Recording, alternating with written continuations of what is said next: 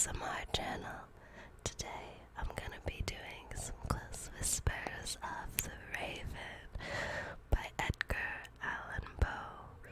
So sit back and relax. The Raven by Edgar Allan Poe.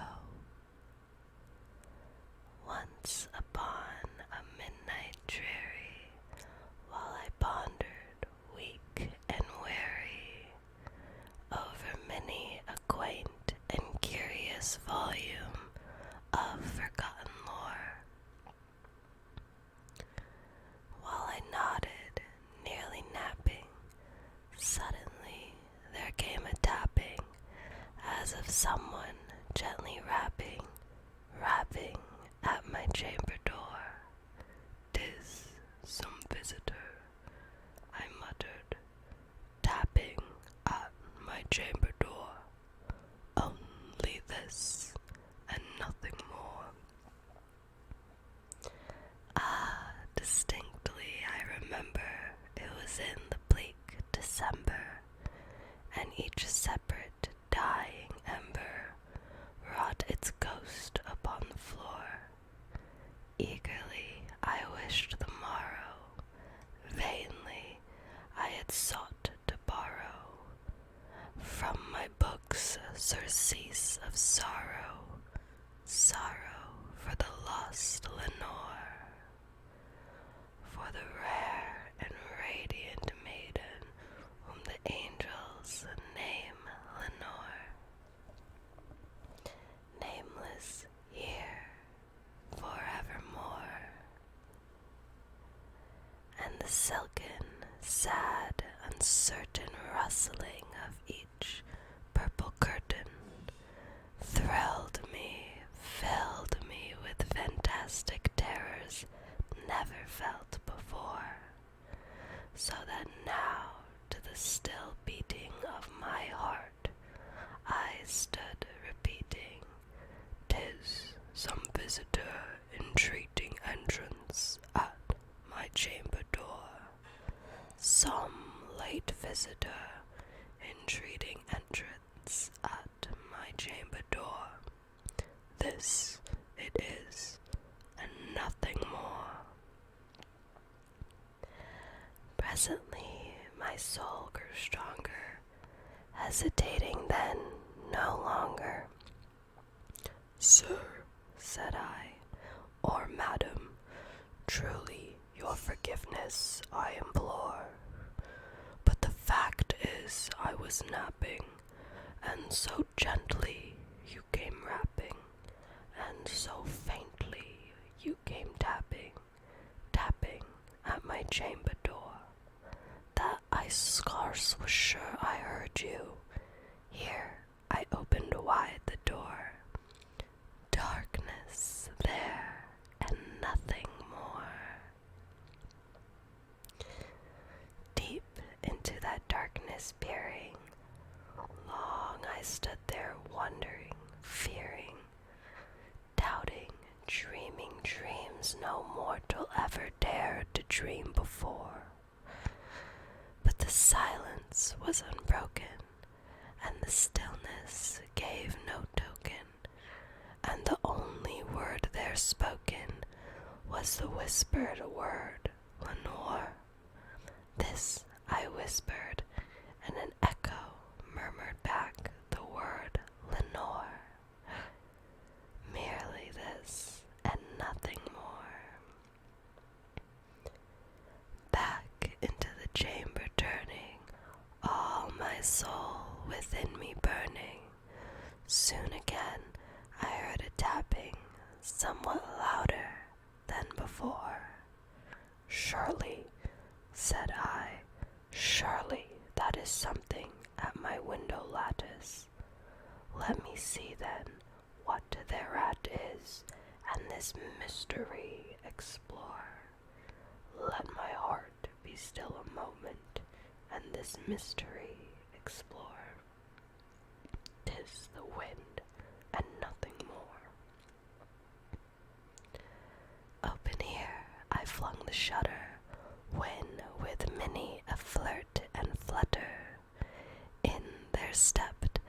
a stately raven of the saintly days of yore. Not to the least bit obeisance made he, not a minute stopped or stayed he, but with the mien of lord and lady, perched above my chamber door, perched upon a bust of Pallas, just above my chamber door, perched and sat, and nothing more. Then this ebony bird beguiling my face, my sad fancy into smiling, by the grave and stern decorum of the countenance it wore. Though thy crust be shorn and shaven, thou, I said, art sure no craven, ghastly grim and ancient raven, wandering from the nightly shore. Tell me what thy lordly name is on the night's Plutonian shore. Quoth the raven, nevermore. Much I marveled this ungainly fowl to hear it discourse so plainly, though its answer little meaning, little relevancy bore. For this we cannot help agreeing, that no living being ever yet was blessed with seeing bird above his chamber door, bird or beast upon the sculptured bust above his chamber door, with such name as Nevermore. But the raven, sitting lonely on the placid bust, spoke only that one word, as if his soul in that one word he did outpour. Nothing farther than he uttered, not a feather than he fluttered, till I scarcely more than muttered, other friends have flown before, on the morrow he will leave me, as my hopes have flown before. Then the bird said, nevermore. Startled at the stillness broken by a reply so aptly spoken, doubtless, said I, what it utters is its only stock and store, caught from his unhappy master, whom unmerciful disaster followed fast and followed faster, till his songs one burden bore, till the dirges of his hope that melancholy burden bore, of never, nevermore.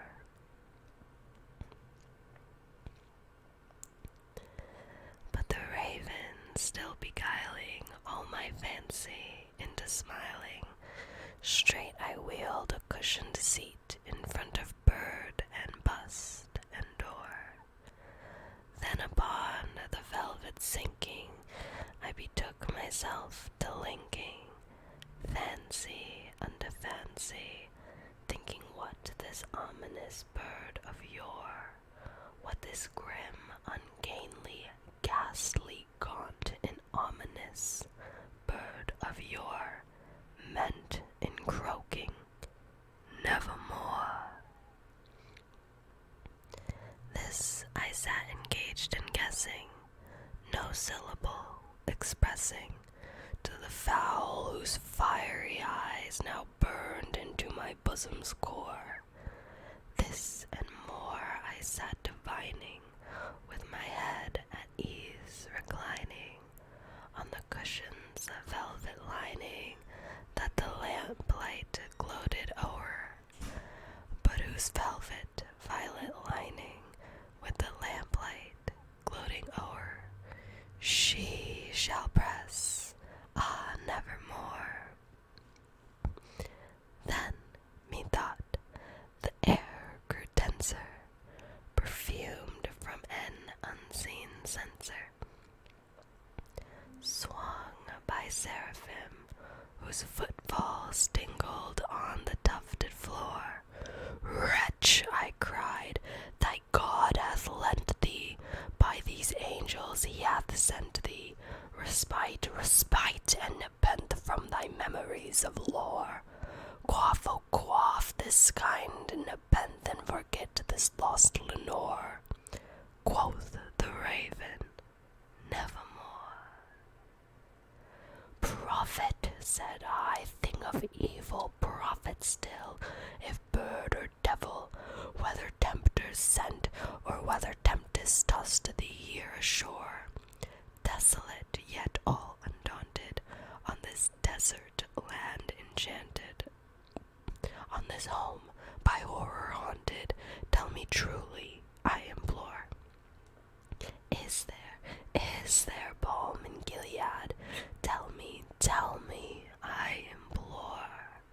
Quoth the raven, nevermore. Prophet, said I, thing of evil, prophet still, if bird or devil, by that heaven that bends above us, by that God we both adore, tell this soul with sorrow laden, if within the distant Aden it shall clasp a sainted maiden, whom the angels name Lenore. Clasp a rare and radiant maiden, whom the angels name Lenore. Quoth the raven, nevermore. Be that word our sign of parting, bird or fiend, I shrieked, upstarting. Get thee back into the tempest and the night's Plutonian shore. Leave no black bloom as a token of that lie thy soul hath spoken. Leave my loneliness unbroken. Quit the bust above my door. Take thy beak from out my heart, and take thy form from off my door. Quoth the raven, nevermore. And the raven, never flitting, still is sitting, on the pallid bust of Pallas, just above my chamber door, and his eyes have all the seeming of a demon that is dreaming, and the lamplight o'er him, streaming, throws a shadow on the floor, and my soul from out that shadow lies floating on the floor, shall be